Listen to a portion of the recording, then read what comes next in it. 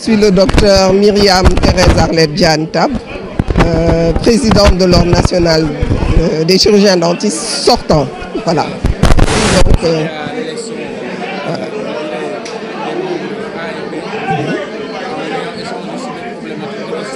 Tout à fait. La source, bon, tout le monde sait aujourd'hui que nous manquons de visibilité par rapport à notre secteur. Mais ce qui est heureux, c'est de se rendre compte qu'aujourd'hui, on a de nouvelles autorités qui, plus est, ont fermement l'intention de revoir l'organigramme, l'organisation de notre ministère, le ministère de la Santé. Donc, c'est le moment ou jamais de faire comprendre à ces autorités que le secteur du dentaire, franchement, souffre. Il souffre parce qu'il est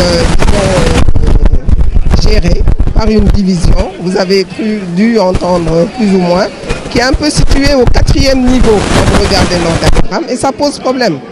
Il y a un problème d'interlocuteur, il y a un problème de répondant, parce que quand vous prenez la pharmacie, vous avez une direction de la pharmacie, vous avez même une agence, et vous avez la PNA. Par contre, vous prenez le secteur bucco-dentaire, on voudrait que tout ce secteur, parce que c'est le dernier né, qui n'était pas en nombre, on va dire, important, mais qui aujourd'hui compte presque 600 professionnels, sans compter toute la chaîne dentaire. Il y a des techniciens de labo de prothèses, vous avez aussi des assistants, qui sont d'ailleurs un corps qui n'est pas reconnu, quand on sait que l'exercice dentaire, c'est un exercice à 4 mains. Et justement, aujourd'hui, avec le numérique, avec plein de choses, c'est un secteur qui explose ailleurs. Alors que nous étions vraiment, disons, sur le front, on avait une bonne longueur d'avance par rapport dans la sous-région.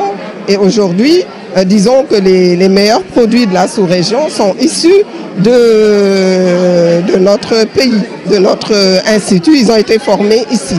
Donc, on pense qu'il ne faudrait pas qu'on perde, disons, c'est pas une suprématie, mais en fait qu'on perde un peu cette avance qu'on avait. Ce serait dommage qu'on soit maintenant relégué voilà, au dernier plan.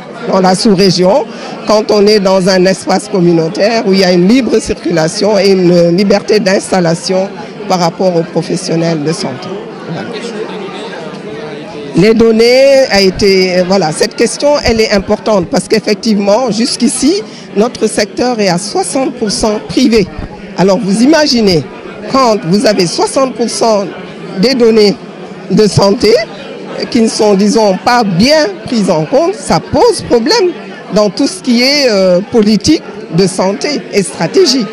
Et c'est ce que nous évertuons à faire comprendre à la tutelle. Mais comme je dis, c'est le problème de l'organigramme. Il faut une structure qui gère le secteur bucco-dentaire et qui soit transversale pour interagir avec les différentes directions, pour permettre maintenant que ce secteur soit beaucoup plus, disons, performant et qu'on forme ces professionnels du privé. Parce que vous voulez des données, mais quand vous avez des partenariats avec des partenaires, vous formez le personnel du public qui sont des agents de l'État.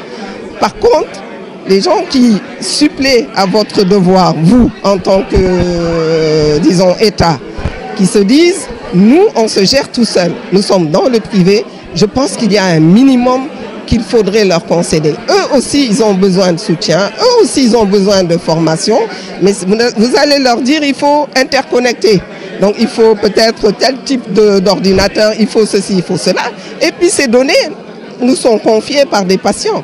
Nous sommes aussi garants de ces données-là. Donc, quelle est la chaîne? Comment faire pour accéder à ces données? L'État doit revoir où il a mis le privé dentaire. Alors, il y a même une direction des établissements privés de santé et le privé dentaire, il ne gère pas, il ne s'occupe pas du privé dentaire. Parce que ça a été décidé après et comme je dis, tout notre secteur se retrouve à la direction de la lutte contre la maladie, gérée par une division de cette direction-là.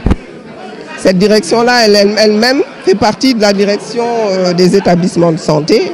Donc c'est presque un 4e niveau. Pour tout un secteur, ça pose problème. On n'était pas nombreux, mais maintenant, nous sommes assez nombreux.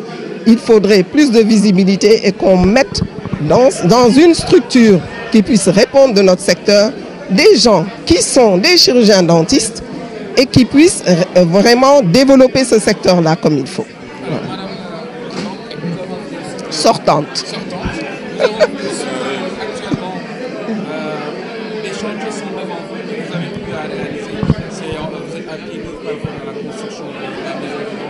Voilà, je vais plutôt, disons, comme l'a souligné le président sortant, on ne va pas dire que c'est la maison du dentiste en tant que telle, ou du moins, disons que c'est un patrimoine. On a acquis quelque chose par nous-mêmes, de nous-mêmes, puisque jusque-là, comme je disais, on n'a aucune subvention.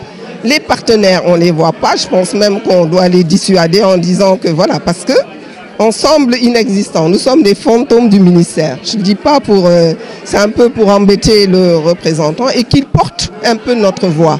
C'est important parce que tout ce qui nous intéresse, c'est de développer ce secteur-là, bucco-dentaire, qui peut vraiment aller très loin. Parce que nos professeurs d'université, nous avons des spécialités.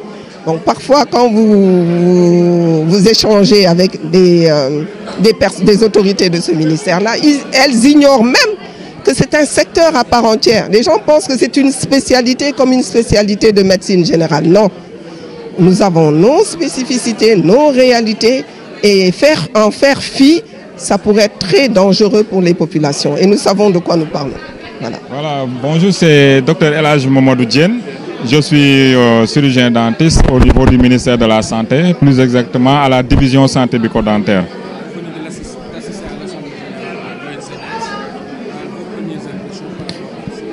Oui, c'est un moment important dans la vie de la corporation. Quand l'ordre se réunit, c'est l'organe fêtière de notre corporation. Donc c'est une rencontre importante à plus d'un titre parce qu'il élit les membres du conseil. Donc ils vont prendre les orientations qu'il faut pour la marche de la corporation.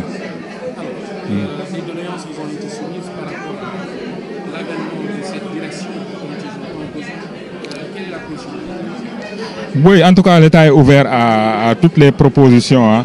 Mais maintenant, c'est à nous, autres dentistes, de tout faire pour mériter cela. Parce qu'en fait, aujourd'hui, on a parlé de la problématique des données, alors que les décisions sont prises sur la base de ces données-là. Donc, c'est à nous vraiment d'alimenter les plateformes pour avoir des données de santé bucco-dentaire fiables qui vont être des éléments de plaidoyer pour nous. Parce qu'aujourd'hui, dans la population générale, vous avez 76% de prévalence de carie dentaire, 72% de prévalence de maladies parodontales, les maladies qui sont autour de la dent.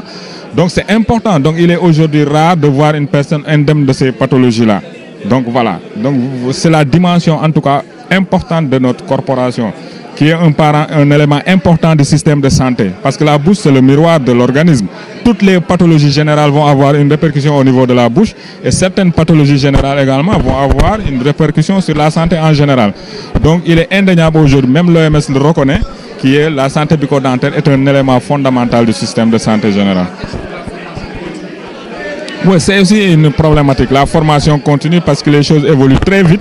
Nous sommes dans un domaine scientifique et il y a des innovations, des inventions tous les jours. Donc il faut que les dentistes se mettent au diapason. D'où la nécessité vraiment en tout cas, d'assurer cette formation continue. Mais cette formation nécessite des moyens, demande des moyens. Et tout à l'heure, la présidente de l'ordre parlait de la subvention que le ministère de la Santé verse aux différents ordres nationaux. Donc l'ordre national des chirurgiens dentistes n'en a pas bénéficié. Donc aujourd'hui, ils ont posé la question et le secrétaire général du ministère de la Santé est disposé avec cette subvention qui va aussi aider dans la formation continue. Au niveau du ministère également, nous avons la formation des agents, des fonctionnaires qui bénéficient de bourses de santé publique et d'autres spécialisations pour pouvoir en tout cas être au devant de la scène. Oui. Oui, à chaque fois qu'il y a un changement, c'est un nouvel espoir qui naît. Donc nous sommes dans cette dynamique-là et c'est pourquoi nous avons confiance aux autorités qui sont là. Ils sont animés d'une bonne volonté, d'une volonté politique de faire bouger les choses et nous, on ne fait qu'appuyer, on ne fait qu'adhérer à ça. Merci. Ils vont vers un nouveau mandat, il y a beaucoup de défis, notamment la demande de subvention de l'ONCDS, qui est une institution ordinale d'utilité publique.